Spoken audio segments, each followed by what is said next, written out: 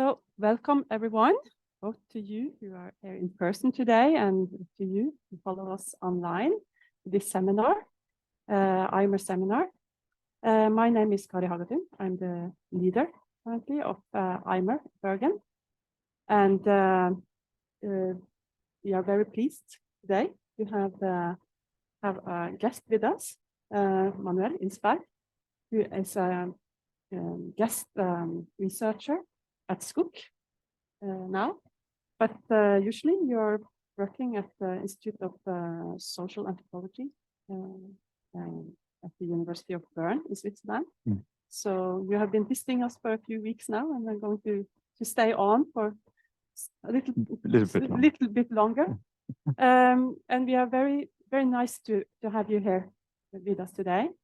And before we start, I just also want to thank our IMER coordinator, Felicity Okot. She's not here with us today in person. She's the IMER coordinator, and she has kind of, had contact with everyone in advance and arranged this. And also a big thank you to Bergen Global, who supports us with this beautiful venue and also with the administration of this speech.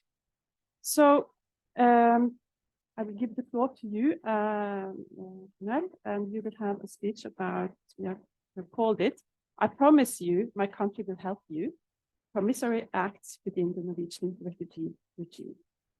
So I just give the floor to you, and you can present it yourself instead of me talking through the whole invitation. So. Thank you. Thank you so much for the kind introduction, and also, thank you for having me here today. And I would also like to thank the organizers, also Susanne, Felicity, and Kari, for organizing this event. And my presentation today is also it's based on a chapter that is in my dissertation, my PhD dissertation, which I will hopefully finish next year. And therefore, I'm also quite glad to be here today and present this, because I'm very much looking forward also to the questions and comments, because I think this will also improve my dissertation as well. The title of the presentation changed a little bit from the one that was sent via the IMER newsletter, and it's now called The Power of Promises, How Promises Shape the Relationship Between Refugees and the Receiving Society in Norway. And it's working. Okay. So now what I want to do in this presentation is that I would like to briefly outline or give a few words about my research, my PhD research, and the overall project, the Violent Safe Haven. And then introduce the topic by starting with an ethnographic vignette, which I call Henry's Promise. I would then also outline my theoretical entry points of how to understand promises and my questions also relating to those promises. And then I would like to give 3 ethnographic examples where I discuss 3 different promises that I find very striking within the Norwegian refugee regime. And at the end, give also some concluding remarks. So about my PhD project, which is part of the overall project, Violent Safe Havens, Articulations and Repercussions of Violence in the Refugee Reception and Settlement. This project is a 4-year project which started in 2020 and is funded by the Swiss National Science Foundation. And described very briefly, in this project, we are interested to what extent violence continues to play a role in the lives of individuals even after they have gained a protection status.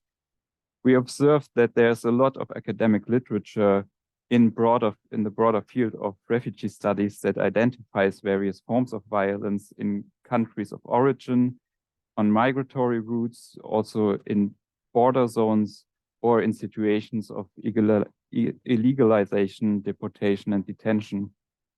but what also happens if forced migrants actually gain a protection status? So there we are interested in. And while my colleague and project leader, Caroline Fischer, did her fieldwork in Switzerland, I conducted ethnographic fieldwork in Oslo.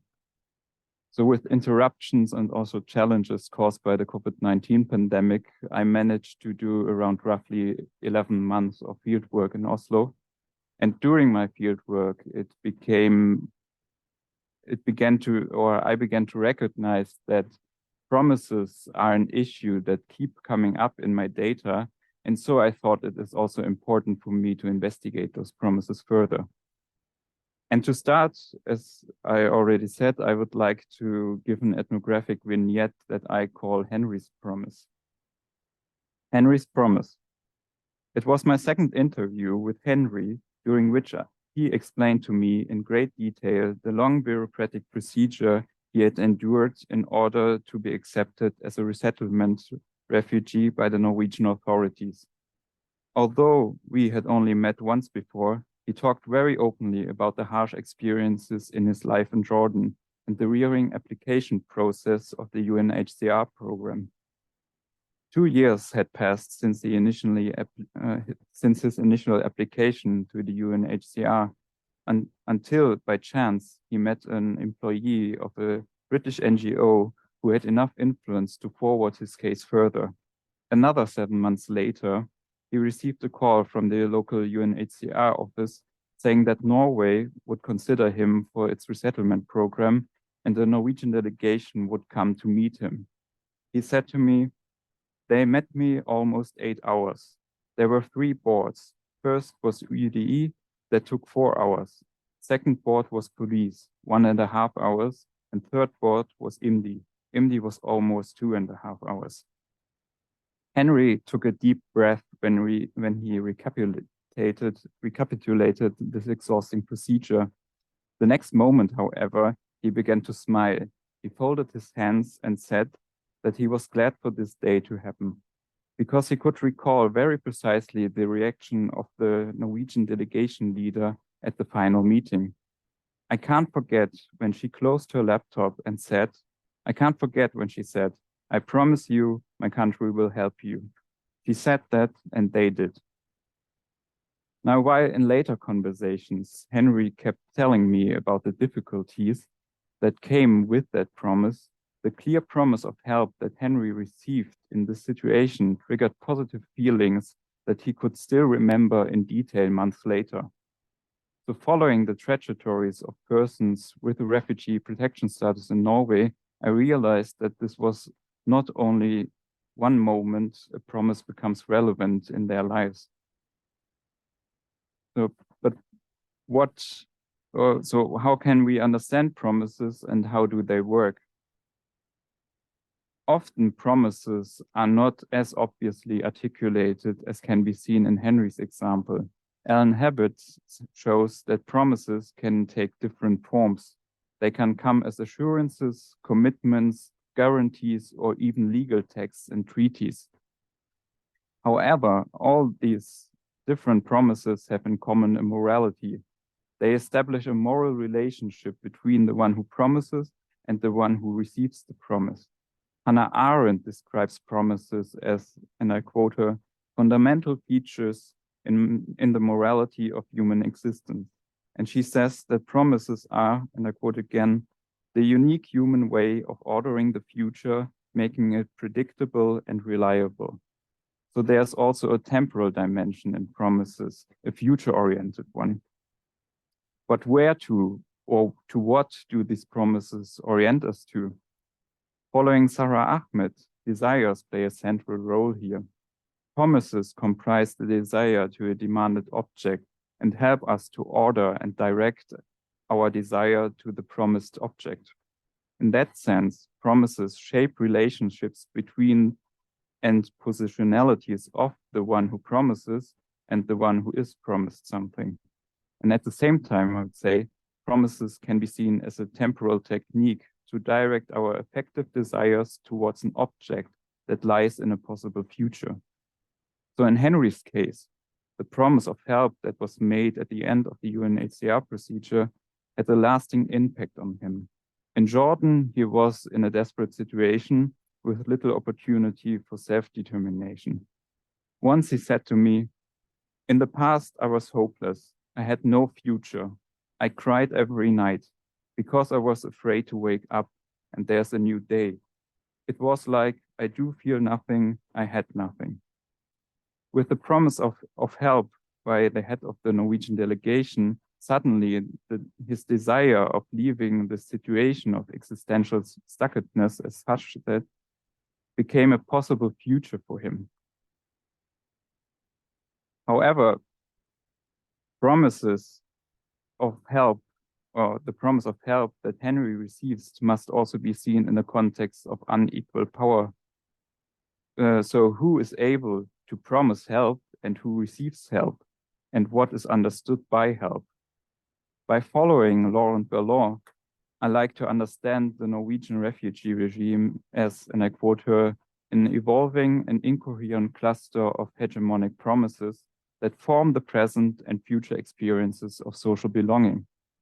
So because promises establish a moral relationship, they also establish a relationship marked by power. So to ask differently, I like to know, what are the promises that circulate within the Norwegian refugee regime, and to what objects of desire do they relate?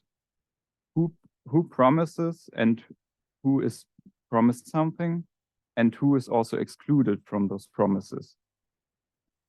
And also, to what what are the power relations that are shaped by those promises? In order to answer these questions, I like to give 3 ethnographic examples here that outline specific promises I found striking in my research. The first of all, I would like to draw my attention to protection as a promise of, or a promised object of asylum. And secondly, I would like to investigate the idea of a good life for refugees in relation to the promise of integration. And finally, I would like to discuss the promise of multiculturalism within the framework of an egalitarian society. So I begin with the promise of asylum. In January 2022, there was a podium discussion at the Fafo Institute for Labor and Social Research in Oslo, which I visited. The podium's topic revolved around new policy measures for the regularization and the management of long-term rejected asylum seekers, and was titled, "How Can We Prevent Irregular Migration?" And at this podium, the new State Secretary of the Ministry of Justice and Public Security, Astrid Bergmore, was invited to give an initial statement on the topic. And she opened her statement by saying, "The right to international protection is a fundamental human right, and it is an outstretched hand to those who experience persecution and are entitled to it. It is important for the government to maintain the expectancy of and confidence in the system. The asylum seekers who come to our country must be well received, and their case must be dealt with thoroughly and comprehensively. Every stone is turned over and weighed to ensure those in need receive the protection they deserve. Norway should be a safe haven for the weakest among us."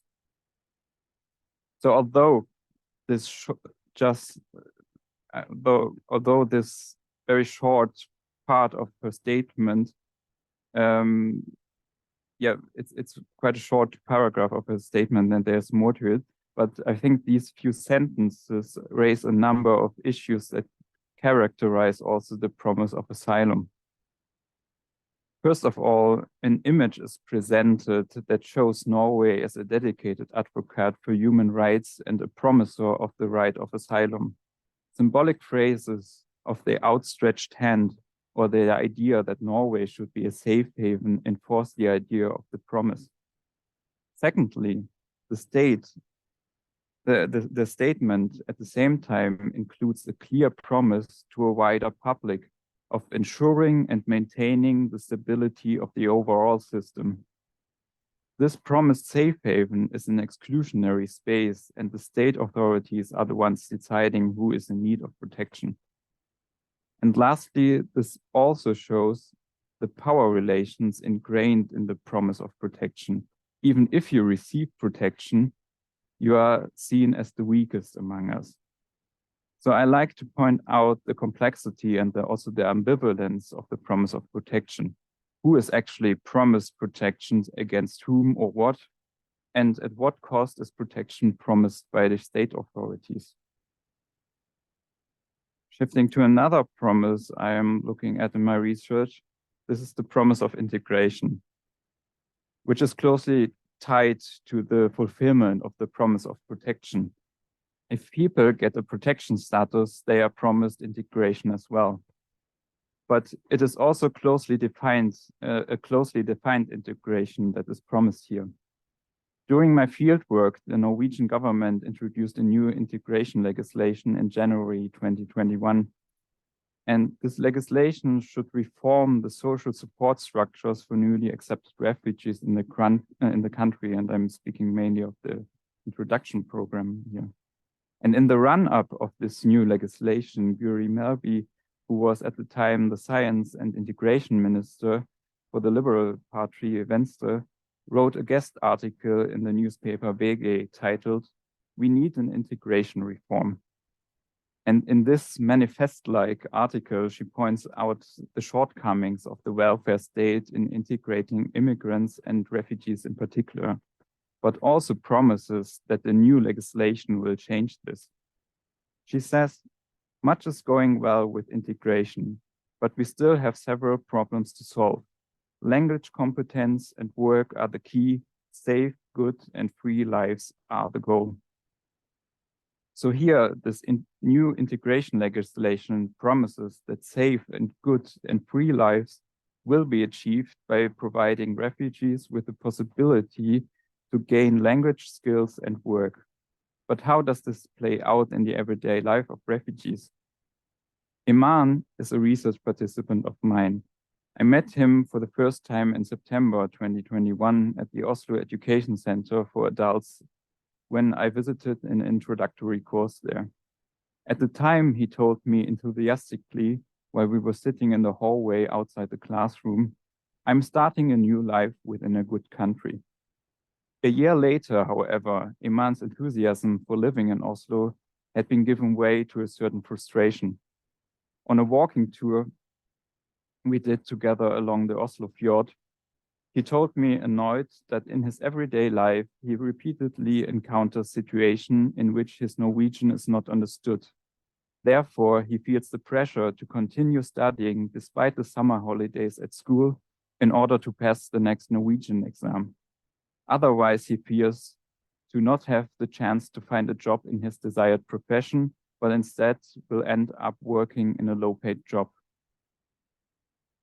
But after saying this, he added something that kept also my attention. After years of stress and pressure, what he really wanted most is finally being able to relax in his life. I just want to relax. So although he is still thankful for the safety and the support he got in Norway, he now experiences a constant pressure to learn the language and to get a job. Not the job he personally prefers, but any kind of job that is available. So Iman's example shows that through the promise of integration, the object of a good life is put out there for him.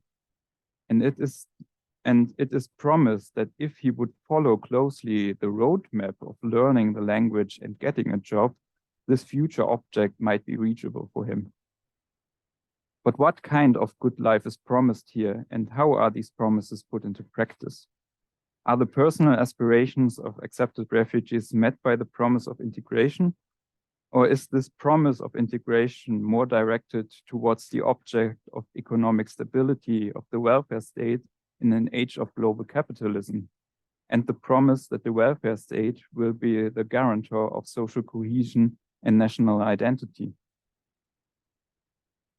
With my last example, I like to talk about the promise of multiculturalism. In the language book, Good in Norwegian, God i norsk, various stories are told about two fictional characters, Inyam and Marek. who came to Norway as refugees. In one of these stories, Marek tells Binyam of his participation in a voluntary activity, a dugnad. This was organized as dugnad in his neighborhood, during which he also got invited to a get-together by his neighbor later on. Binyam replies jealously, "You are lucky, I don't know any neighbors." And a little bit later in the book, there's also a drawing, you can see it there, that shows Marek and his neighbors at the get-together after the dugnad. And I think the drawing is highly interesting because what it does is that it tries to convey on an effective level a highly cheerful and celebratory atmosphere, and is at the same time characterized by an exaggerated idea of diversity within a local community. So for me, it shows a promise of multiculturalism that is also described by Synnøve Bendiksen and others in the introduction to the volume Egalitarianism in Scandinavia. There they say, the promise of multiculturalism is that it may bring a high degree of substantive equality and contribute to a national unity of social cohesion. So this argument is also underpinned, I think, by Angelina Penner's study on refugee narratives in the context of dugnad. Here, Penner identifies two discursive figures, the figure of the good citizen and the good refugee, which merge within the context of equality, homogenization, and racialization. Mentioning this book is relevant because the book in which the text and the drawing about Marek's experiences appear is often used at the beginner's courses for refugees at the Education Center for Adults in Oslo. This means that numerous refugees that are settled in Oslo will eventually read and discuss also this story in class. And I got interested in the story because a few weeks after I read it, another research participant of mine, Farah, told me about his personal experiences of a local dugnad. The dugnad was also intended to be an informal get-together where neighbors should get to know each other and everyone was invited to bring some food. Farah, who is a trained chef, agreed to cook a dish for the event. Being also a believing Muslim and also expecting other Muslims to attend as well, he suggested to the social worker who organized the event to prepare a dish with halal meat. But the social worker disagreed, as Farah explained. He said, no, they can eat salad. So I just smiled and went to the grocery store with him, and he took some meat, a lamb meat, and it's not halal. So me, as the one who will make the food, I can't eat it. And after this patronizing situation in the store, Farah decided on his own to buy halal meat as well and prepare 3 different dishes, a salad, a non-halal meat, and a dish with halal meat. And at the event, the social worker noticed the different dishes Farah had brought and confronted him. So he, the social worker, saw it and said, "Why you bring it?" I said, "It's for everyone and no one should just eat salad." He smiled and just went away. Yeah, and this is the problem. So for Farah, who also uses the same textbook in class, the promised multicultural experiences of a dugnad turned out to be very differently than in Marek's story. Instead of feeling equal and part of a multicultural community, Farah faced rejection because of his religious identity and his personal actions. So let me stop here maybe and also come to a conclusion. My aim was to show how promises of asylum, integration, and multiculturalism play out within the Norwegian refugee regime and encompass objects of protection, a good life, and equality. It became clear, I think, that promises are ambiguous and need to be contextualized. They might not only address people who are seeking asylum or already gained a protection status. Instead, the very same promise might also address the majority of population, by assuring existing hegemonic conditions. The ambiguity of promises is, however, particularly problematic for my research participants and other forced migrants because they are managed through the promises that are given. Promises are an effective technique of exercising power when certain objects are declared desirable. So I think interrogating promises in refugee regimes in Norway, but also in other Western liberal democracies, is important to better understand the production and reproduction of power relations, inequalities, and dependencies that refugees are subjected to. And by focusing and ultimately dismantling and what Sarah Ahmed says, queering hegemonic promises, we might find ways to imagine other possibilities of how to understand protection, a good life, and equality without unequal power relations. Yes, and that's my presentation. Thank you so much, and I hope I didn't promise too much.